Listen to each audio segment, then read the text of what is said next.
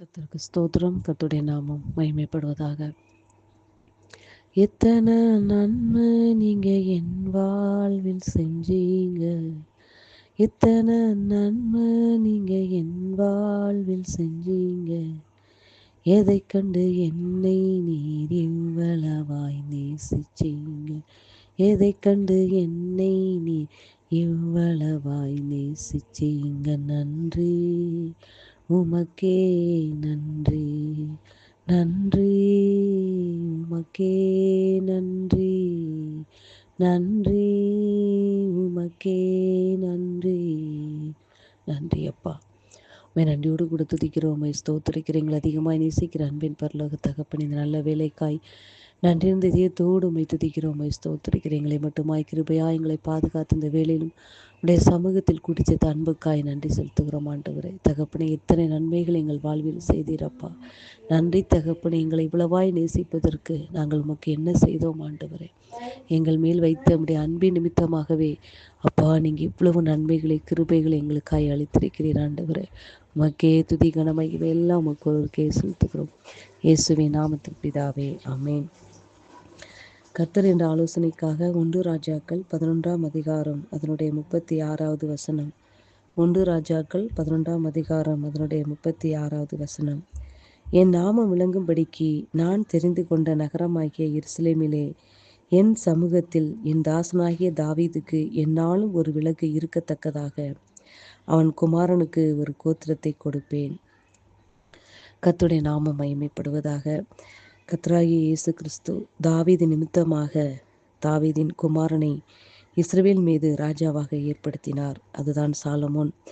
Solomon கர்த்தருடைய காரியத்தில் நிறைய காரியத்தில் சாலமோன் என்ன பண்ணினார் என்றால், நிறைய காரியங்களில் கர்த்தராகிய இயேசு கிறிஸ்து தன்னுடைய தகப்பன் மூலமாய் கட்டப்பட வேண்டிய ஆலயத்தை சாலமோன் கட்டினான்.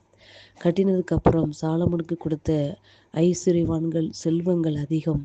ஆனால் அந்த இடத்திலே சாலமோனை போல ஒரு ஞானி இல்லை என்று வேதம் சொல்லுகிறது. அவனை விட அவனை உருவாக்கின ஞானியாகிய கர்த்தராகிய இயேசு கிறிஸ்து அவன் கர்த்தரை விட்டு விலகி போன நாட்களிலே கர்த்தர் என்ன செய்கிறார் என்றால், தாவீதுக்கு கொடுக்கப்பட வேண்டிய அந்த அவன் பிள்ளைகளுக்கு கொடுக்கப்பட வேண்டிய கிருபையை என்ன செய்யவில்லை, விளக்கவே இல்லை.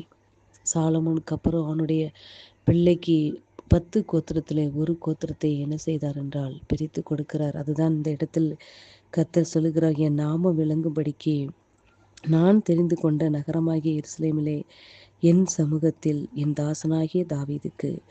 அதாவது தாவீதுடைய பிள்ளைகள் என்ன செய்கிறார்கள், பாவம் செய்கிறார்கள். பாவம் செஞ்சா கூட கர்த்தர் என்ன செய்கிறார், தாவீதுக்கு சொன்ன அந்த நிச்சயமான கிருபையை கர்த்தர் என்ன செய்யவில்லை, எடுத்து போடவில்லை.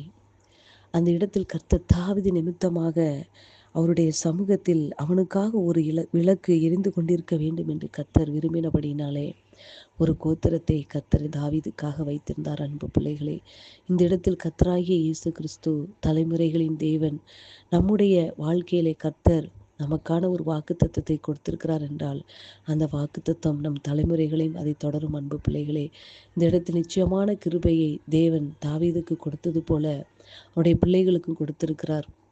பிள்ளைகள் கர்த்தருடைய கற்பனைகளுக்கு கீழ்ப்படியாமல் நடந்தது நிமித்தமாக என்ன செய்யவில்லை, அந்த கிருபையை அவர் விளக்கவே இல்லை. ஆனால் தண்டித்தார், தண்டித்து உணர்த்தினார்.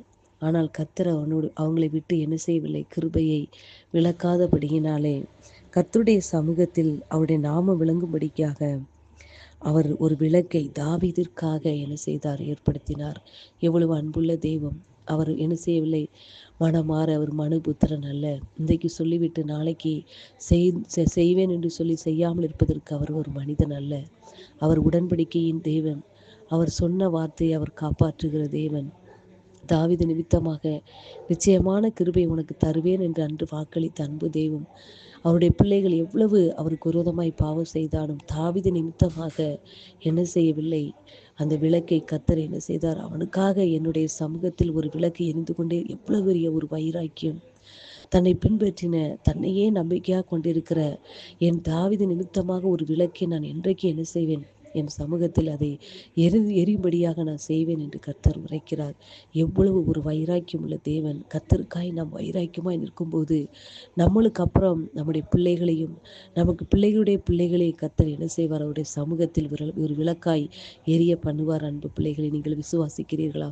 நீங்கள் கர்த்தரை உறுதியாய் பற்றி கொள்ளும்போது, அவருடைய கற்பனைகளை கைக்கொண்டு அவருடைய வழிகளில் அவரை நினைத்து அவருக்காய் நாம் வாழும் பொழுது, அவருக்காய் நாம் நிற்கும் பொழுது, கர்த்தர் எப்படி தாவீதுக்காக அவருடைய சமூகத்தில் ஒரு விளக்கை கர்த்தர் தாவீது நிமித்தமாக எந்நாளும் இருக்கும்படியாய் கர்த்தர் கட்டளையிட்டார். அதே போல நம்முடைய வாழ்க்கையிலும், நம்ம வாழ்க்கைக்கு அப்புறம் நம்முடைய பிள்ளைகளுடைய வாழ்க்கைக்கு அப்புறம் பிள்ளைகள், இப்படி தலைமுறைகளின் தேவனாய் அவர் இருக்கிறார். அன்பு பிள்ளைகளே, அவர் வாக்குத்தத்தம் பண்ணப்பட்ட வார்த்தைகள் நமக்கு மட்டுமல்ல, நம்முடைய தலைமுறையினருக்கும் என்பதை நீங்கள் இன்னைக்கு விசுவாசிக்கிறீர்களா? கர்த்தர் உங்களுடைய வாழ்க்கையிலும் உங்களுக்காய் கொடுக்கப்பட்ட ஒவ்வொரு வார்த்தைகளையும் நீங்கள் அவருக்காய் உறுதியாய் நிற்கும் பொழுது, உங்கள் தலைமுறைகளுக்கும் அந்த வாக்குத்தத்தம் அது நிறைவேறும். அன்பு பிள்ளைகளே, அவர்களுக்கும் அவருடைய சமூகத்தில் ஒரு விளக்கு எரிந்து கொண்டே இருக்கும்.